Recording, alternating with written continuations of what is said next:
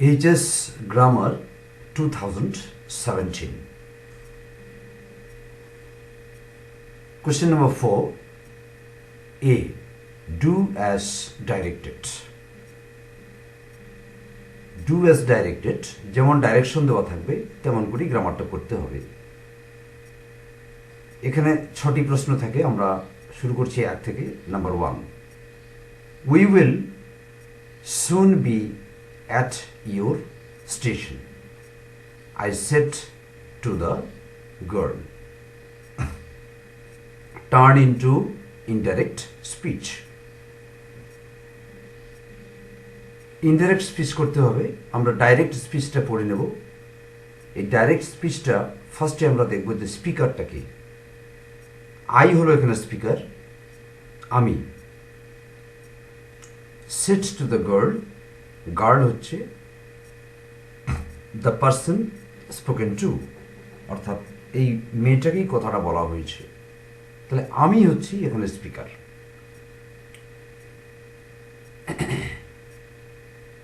তারপর ইনভার্টেড কমার মধ্যে যে সেন্টেন্সটি আছে, ডাইরেক্ট স্পিচ যেটাকে বলছি, সেটা আমরা পড়ব। উই উইল, এটা হচ্ছে উই এবং তারপরে ডাবল এল আছে, তার মানে এটা হচ্ছে শর্ট ফর্ম। উই শ্যাল অথবা উই উইল, এটারই শর্ট ফর্ম হচ্ছে এটা, we will soon be at your station. তাহলে উই বলতে কাকে বোঝানো হচ্ছে, আমরা স্পিকারকে এবং কাকে কথাটা বলা হচ্ছে সেটা আমরা পড়েছি। অর্থাৎ আই মানে আমি এবং মেয়েটা দুজনেই হচ্ছে স্পিকার। ইউর বলতে কাকে বোঝানো হচ্ছে, যাকে কথাটা বলা হচ্ছে। আমি বলছি কাকে, গার্লকে বলছি। ইউর বলতে গার্ল বা মেয়েটিকে বোঝানো হচ্ছে। তাহলে আমরা স্পিকার জানলাম, বক্তা জানলাম, বক্তা কাকে কথাটা বলছে সেটা জানলাম।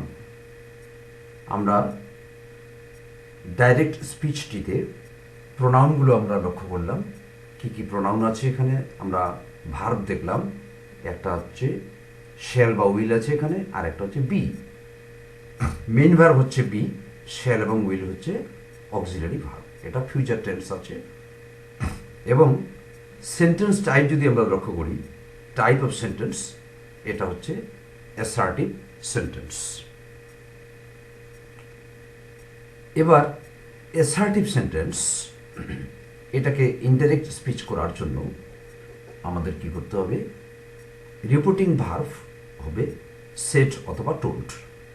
এখানে সেট আছে, এই সেট অথবা টোল্ড, টোল্ড হতে পারে রিপোর্টিং ভার্ব। তো এখানে সেট রেখে দেব নাকি তার পরিবর্তে টোল্ড বসাবো, সেটা করার আগে এই জায়গাটা একটু দেখে নিতে হবে। I said to the girl, আমি বললাম, কাকে বললাম, মেয়েটাকে বললাম। তো এখানে আই হচ্ছে সাবজেক্ট, দি গার্ল হচ্ছে অবজেক্ট। এইভাবে সাবজেক্ট এবং অবজেক্ট যদি থাকে তাহলে সেটের পরিবর্তে টোল্ড দেব। তাহলে কি করব, I told the girl. Answer দেখো, আই টোল্ড দ্য গার্ল। আর এই ডাইরেক্ট স্পিচটি যদি স্টেটমেন্ট হয় বা অ্যাসার্টিভ সেন্টেন্স হয়, সেক্ষেত্রে একটা আমরা দ্যাট দেব। তাহলে I told the girl that. তারপরে উই থেকে আমরা শুরু করব। উই, এখানে উই কিন্তু আমি যেহেতু স্পিকার, আমি আর মেয়েটি, আমি যেহেতু স্পিকার, সেহেতু আইটা আমি আই রেখে দিলাম। উইটাকে কিন্তু চেঞ্জ করা যাবে না।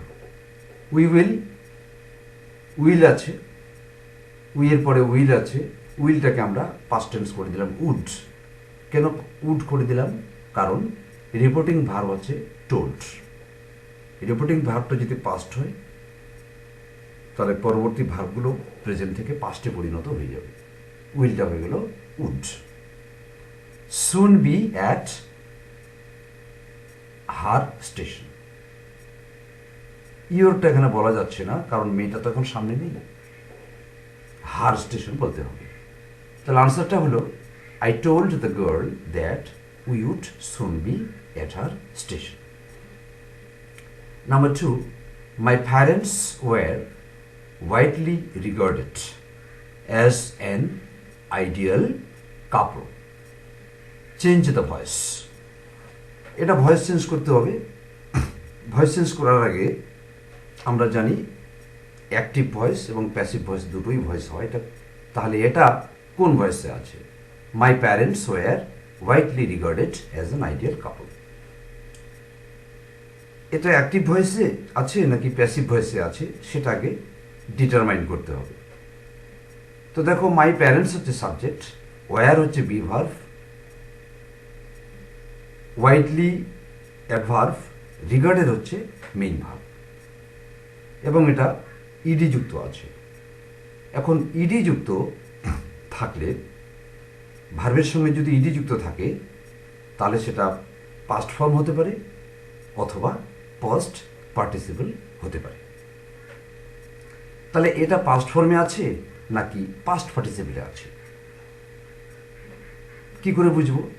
দেখো, এখানে আছে বি ভার্ব ওয়ার। তো বি ভার্ব আমরা জানি অ্যাম, ইজ, আর, ওয়াজ, ওয়ার বা বি নিজেই বিইবি এবং সেটা বিং হতে পারে, বিন হতে পারে, সবগুলি বি ভার্ব। বি ভার্বের বিভিন্ন ফর্ম। তো বি ভার্বের পরে সাধারণত ভার্বের পার্টিসিপল ফর্ম বসবে। বি ভার্বের পরে, মনে রাখবে কথাটা, বি ভার্বের পরে মেইন ভার্বের পার্টিসিপল ফর্ম বসবে। এটা সবসময় হবে। তো পার্টিসিপল ফর্ম কি কি? একটা হচ্ছে প্রেজেন্ট পার্টিসিপল, আইএনজি যুক্ত হয় ভার্বের সাথে, আর একটা হচ্ছে পাস্ট পার্টিসিপল। এছাড়া বি ভার্বের পর কখনো পাস্ট ফর্ম বসবে না। তাহলে বি ভার্বের পরে পাস্ট পার্টিসিপল বসবে, তার মানে এটা পাস্ট পার্টিসিপল। তাহলে এটা কি ভয়েস দাঁড়ালো? বি ভার্ব আছে, পাস্ট পার্টিসিপল আছে, এটা অবশ্যই প্যাসিভ ভয়েস। কারণ নিয়ম হলো অ্যাক্টিভ ভয়েস থেকে প্যাসিভ করার সময় বি ভার্ব ছাড়া করা যায় না। এই বি ভার্ব অ্যাক্টিভ ভয়েসটাকে প্যাসিভ করার জন্য সাহায্য করে। এখানে বি ভার্ব পেলাম। আর প্যাসিভ ভয়েসে কি হয়? বি ভার্বের পরে মেইন ভার্বটা পাস্ট পার্টিসিপলে রূপান্তরিত হয়। তো এটা হচ্ছে প্যাসিভ ভয়েস।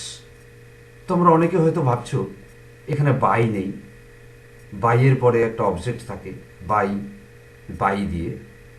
তো সেটা বিষয় নয়, বাই থাকতে পারে, নাও থাকতে পারে। কিন্তু মেইন ব্যাপারটা হচ্ছে, তোমরা মনে রাখবে, subject plus be verb plus past participle, এই হচ্ছে প্যাসিভ ভয়েসের কনস্ট্রাকশন, সেন্টেন্স স্ট্রাকচার। প্যাসিভ ভয়েসের সেন্টেন্সের যে গঠন সেটা এরকম হবে। প্রথমে সাবজেক্ট, এক্ষেত্রে যেমন মাই প্যারেন্টস, তারপরে থাকবে বি ভার্ব যেমন ওয়ার, এবং তারপরে থাকবে পাস্ট পার্টিসিপল, এখানে যেমন রিগার্ডেড। আর ওয়াইডলিটা বাদ দাও, এটা তো অ্যাডভার্ব, এটা থাকতেও পারে, নাও থাকতে পারে। এজ অ্যান আইডিয়াল কাপল, তাহলে এজ অ্যান আইডিয়াল কাপল এটাও থাকতে পারে, নাও থাকতে পারে। কিন্তু বি ভার্বের প্যাসিভ ভয়েসের প্রথম বিষয়টা হলো মাই প্যারেন্টস সাবজেক্ট আছে এখানে, ওয়ার হচ্ছে বি ভার্ব, রিগার্ডেড হলো পাস্ট পার্টিসিপল মেইন ভার্বের। এইটুকু থেকে আমরা বুঝতে পারছি যে এটা প্যাসিভ ভয়েস। তাহলে বাই দিয়ে যেটা, সেটা কিন্তু এখানে নেই। মানে আমার প্যারেন্টসকে ব্যাপকভাবে মনে করা হতো। কারা মনে করতো? বাই দিয়ে সেটা থাকার কথা, সেটা এখানে নেই। এরকম যদি না থাকে তাহলে সেখানে আমরা ধরে নেব পিপল অথবা দে, এইটাকে আমরা সাবজেক্ট করব। কারণ বাইয়ের পর যেটা থাকে প্যাসিভ ভয়েসে, অ্যাক্টিভ এসে ওইটি সাবজেক্ট হয়ে যাবে। তো যেহেতু নেই, আমরা পিপল বা দেটাকে সাবজেক্ট করব। পিপল মানে লোকে, দে মানে তারা, এইটাকে আমরা সাবজেক্ট করব। তাহলে দে, তারপরে কি করব, এই যে সেন্টেন্সটা দেখো, আমরা ওয়াইডলিটাকে দিলাম, দে ওয়াইডলি বা পিপল ওয়াইডলি, তারপরে কি দিলাম, রিগার্ডেড, রিগার্ডেড। এখানে ওয়ার বি ভার্বটাকে আমরা বাদ দিলাম। কেন? কারণ বি ভার্বের ফাংশনটাই হলো প্যাসিভ ভয়েস গঠন করতে সাহায্য করা। তো প্যাসিভ ভয়েস তো আর আমরা রাখছি না, আমরা অ্যাক্টিভ ভয়েস করছি, কাজে বি ভার্বটাকে আমরা বাদ দিলাম। তারপরে আছে রিগার্ডেড। তো রিগার্ডের আগেও ছিল, এখনও রাখলাম। তাহলে পরিবর্তনটা কি হলো, রিগার্ডেড যখন আগে ছিল তখন সেটা ছিল পাস্ট পার্টিসিপল ফর্ম, আর এখন এটা কিন্তু পাস্ট পার্টিসিপল নয়, এটা পাস্ট ফর্ম। কেন পাস্ট ফর্ম হবে? আমরা জানি ইডি যুক্ত করে যে ভাগগুলো পাস্ট পার্টিসিপল হয়, ইডি যুক্ত করে সেটা পাস্ট ফর্মটাও কিন্তু তৈরি হয়। তো আগের ক্ষেত্রে আমরা পাস্ট পার্টিসিপল বলছি, এখন পাস্ট ফর্ম বলছি কেন? আগের ক্ষেত্রে আমরা পাস্ট পার্টিসিপল ফর্ম বলছি এই জন্যই, যেটা বি ভার্বের পরে আছে, এবং বি ভার্বের পরে সবসময় কোনো একটা পার্টিসিপল ফর্ম বসবে, সেটা প্রেজেন্ট পার্টিসিপল হোক, আইএনজি যুক্ত, অথবা পাস্ট পার্টিসিপল হোক। এবং প্যাসিভ ভয়েসে অলওয়েজ পাস্ট পার্টিসিপলটাই বসবে। আর এখানে অ্যাক্টিভ ভয়েস এটা হচ্ছে মেইন ভার্ব, একা একা কখনো পাস্ট পার্টিসিপল হবে না, এটা পাস্ট ফর্ম। কেন? বি ভার্বটা আমরা দেখেছি পাস্ট ফর্মে ছিল আগে প্যাসিভ ভয়েসে, কারণ এই বি ভার্বটা যখন অ্যাক্টিভ থেকে প্যাসিভ হয় তখন মেইন ভার্বের ফর্মটাকে গ্রহণ করে। কাজে প্যাসিভটাকে অ্যাক্টিভ করার সময় বি ভার্বের ফর্মটা আবার মেইন ভার্বে ফিরায় নিয়ে আসতে হবে। তাহলে পিপল অথবা they widely regarded my parents as an ideal couple. এই হয়ে গেল প্যাসিভ ভয়েস। প্যাসিভ ভয়েস থেকে active voice. Question number 3. I was the most important man. Rewrite the sentence using the positive degree of important. ইম্পর্ট্যান্টের positive degree ব্যবহার করতে হবে। তো important এই যে অ্যাডজেক্টিভটি, এই অ্যাডজেক্টিভের ডিগ্রি পরিবর্তন হয় না। যেমন গুড, বেটার, বেস্ট। গুড শব্দটা বেটার হলো কম্পারেটিভে, এবং সুপারলেটিভে হয়ে গেলো বেস্ট। কিন্তু ইম্পর্ট্যান্ট এর বানান পরিবর্তন করে ডিগ্রি পরিবর্তন করা যায় না, কারণ এটি একটি বড় ধরনের শব্দ। এই শব্দগুলোর ক্ষেত্রে আমরা করি কি, আমরা অন্য একটা শব্দের সাহায্য নিয়ে, অন্য একটা ওয়ার্ডের সাহায্য নিয়ে এই ডিগ্রি আমরা চেঞ্জ করি। এখানে যে ক্ষেত্রে যেমন ব্যবহার করা হয়েছে মোস্ট, আসলে মোস্ট শব্দটা হয়ে গেল মাছ। এটা মাছ থেকে এসেছে, মাছ, মোর, মোস্ট। এটা পজিটিভ ডিগ্রি হবে মাচ ইম্পর্ট্যান্ট, এটা কম্পারেটিভ করলে হবে মোর ইম্পর্ট্যান্ট, এবং সুপারলেটিভ ডিগ্রি করলে হবে মোস্ট ইম্পর্ট্যান্ট। কাজে ইম্পর্ট্যান্ট ওয়ার্ডটাকে দেখে এটা কি ডিগ্রি বোঝা যাবে না, এটা বুঝতে হবে ইম্পর্ট্যান্টের আগে এটা ডিগ্রি চেঞ্জ করার জন্য যে ওয়ার্ডটার হেল্প নেওয়া হয়েছে সেটার ডিগ্রিটা দেখতে হবে। এখানে মোস্ট ওয়ার্ডটা আছে সুপারলেটিভ ডিগ্রি। কাজে ইম্পর্টেন্টটা চেঞ্জ না করে আমরা মোস্ট এই ওয়ার্ডটার ডিগ্রিটা চেঞ্জ করব।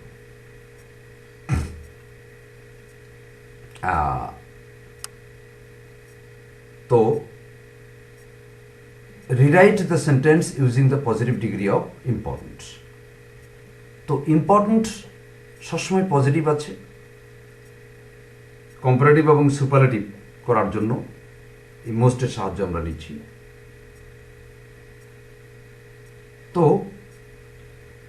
পজিটিভে শুধু ইম্পর্ট্যান্ট আমরা রাখবো, আর কম্পারেটিভে মোর, সুপারলেটিভে মোস্ট।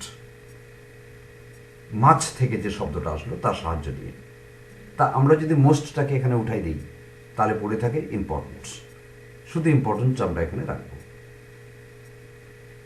তা কি করে ডিগ্রি চেঞ্জ যেটা হচ্ছে, I was the most important man. Man থেকে আমরা ক্লুটা নিয়ে সাবজেক্টটা তৈরি করব। নো ম্যান, ভার্বটা আছে ওয়াজ, এখানে ওয়াজ হবে। No man was as important as I. ব্র্যাকেটে ওয়াজটা আছে, ওয়াজটা থাকার কথা, এখানে থাকবে না। No man was as important as I. এই হলো positive degree important. Number 4, I do not recall the exact number of people she fed every day. I do not recall the exact number of people she fed every day. Turn into an affirmative sentence. এটাকে affirmative করতে হবে। এখন অ্যাফার্মেটিভটা কি? অ্যাফার্মেটিভটা কি? Affirmative হলো হ্যাঁবাচক বাক্য। এটা কি বাচক আছে তাহলে? I do not recall, do not recall এটা নেগেটিভ, নাবাচকে আছে, এটাকে আমরা হ্যাঁবাচক বা অ্যাফার্মেটিভ করব। তাহলে হ্যাঁবাচক করার সময় আমাদের ডু নটটাকে উঠাই দিতে হবে। ডু নটটাকে আমরা উঠাই দেব, এবং এর মিনিং বা অর্থ চেঞ্জ করা যাবে না। I do not recall the exact number of people she fed every day. I do not recall, তাহলে এটা আমরা কি করব? এইটুকুর মধ্যেই আমাদের কাজ করতে হবে। I do not recall. এখানে আমরা সাবস্টিটিউট কোনো ওয়ার্ড দেব ডু নটটাকে উঠাইতে গিয়ে, যার মিনিংটা হবে ডু নট, যার মিনিংটা হবে নেগেটিভ। কোনো একটা নেগেটিভ ওয়ার্ড ঢুকিয়ে দিয়ে নটটাকে, নট কথাটার যে একটা মিনিং আছে সেটা সাবস্টিটিউট হিসেবে কোনো একটা ওয়ার্ড আমরা দেব। যেমন আই ফেইল টু রিকল, আমি রিকল স্মরণ করতে ব্যর্থ হচ্ছি। আমি স্মরণ করতে ব্যর্থ হচ্ছি মানে আমি স্মরণ করতে পারছি না। আরেকটা I can hardly recall, hardly, I can hardly recall আমি মনেই করতে পারছি না, প্রায় পারি না, কদাচিৎ মনে পড়ছে আমার, এরকম অর্থটা। তারপর যা আছে তাই হবে। The exact number of people, এখানে ডট ডট দেওয়া আছে। এই দুভাবে এটাকে আমরা অ্যাফার্মেটিভ করতে পারবো। I fail to recall the exact number of people she fed every day, ওইখানে ডট ডট দেওয়া আছে। শি ফেড এভরিডে এটা কোনো চেঞ্জ হবে না। শি ফেড এভরিডে, এই ডট ডটের জায়গায় ওই কথাগুলো থাকবে। আর আই ক্যান হার্ডলি রিকল, এখানেও ডট ডট আছে, তার মানে এই জায়গাটা the exact number of people she fed every day এটা হবে। তাহলে এই দুভাবে আমরা এটাকে অ্যাফার্মেটিভ করতে পারি। Question number 5, mine was a very secure childhood. Rewrite as a negative sentence. Mine was a very secure childhood. এটাকে নেগেটিভ করতে বলছে। নেগেটিভ মানে আমরা নট বসাবো। এটা আছে অ্যাফার্মেটিভ, হ্যাঁবাচক আছে, এটাকে আমরা নেগেটিভ করব। তো নেগেটিভ করার সময় এখানে দেখব, এখানে যে সিকিউর চাইল্ডহুডটা আছে, সিকিউর চাইল্ডহুড, এটাকে আমাদের মিনিংটাকে ঠিক রাখতে হবে। চাইল্ডহুডটা আমার সিকিউর ছিল, এটা নেগেটিভ করলে কি হবে না, ইনসিকিউর ছিল না, এটাকে আমরা অপোজিট করে দেব। সিকিউরটাকে করে দেব ইনসিকিউর। তাহলে mine was not a very insecure childhood. আমরা নট করব। এখানে ডু নট ব্যবহার করলাম না কারণ ওয়াস আছে, বা ডিড নট ব্যবহার হলো না কারণ এখানে ওয়াস আছে। বি ভার্ব থাকলে নট দিলেই হয়ে যায়। Mine was not a very insecure childhood. Number 6, the water dripping from his face, the boy looked at her. The water dripping from his face, the boy looked at her. Split into two separate sentences. এখানে দুটি separate sentence হলো। Dripping from his face, এটুকু একটা আলাদা অংশ হবে sentence. The boy looked at হার, এটা একটা আলাদা হবে। তাহলে 1 নম্বর সেন্টেন্স কি হলো? দ্য ওয়াটার ওয়াজ ড্রিপিং, অথবা the water dripped from the boy's face, দুভাবে করা যেতে পারে। দ্য ওয়াটার ওয়াজ ড্রিপিং অথবা the water dripped from the boy's face, এটা একটা হতে পারে। তারপরে the boy looked at her, the boy আমরা দেবো না, এখানে দেবো হি লুকড অ্যাট হার, কারণ দি বয় দ্য বয়েজ ফেস আমরা আগে উল্লেখ করেছি, আর বয় আমরা দিব না, হি লুকড অ্যাট হার। এইভাবে আমরা দুটো সেপারেট সেন্টেন্স আমরা করলাম, এবং দুটোই simple sentence.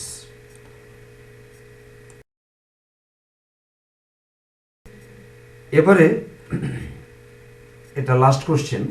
Correct the error, correct the error in the following sentence by replacing the underlined word with the right one from the options given.